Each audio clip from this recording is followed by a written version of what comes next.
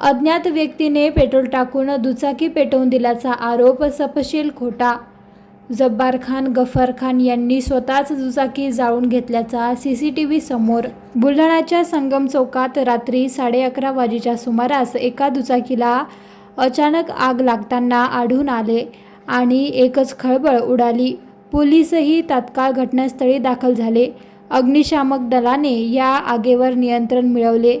ही दुचाकी देवघाट येथील जब्बार खान गफर खान यांची असून अज्ञात 3-4 जणांनी आपल्या गाडीवर मागून पेट्रोल टाकून ती पेटवून दिल्याचा आरोप जब्बार खान गफार खान यांनी केला होता। मात्र आता या घटनेचा सीसीटीव्ही समोर आला असून सीसीटीव्हीमध्ये जब्बार खान यांनी स्वतःच गाडीवर पेट्रोल टाकून गाडी पेटविण्याचे दिसून येत आहे।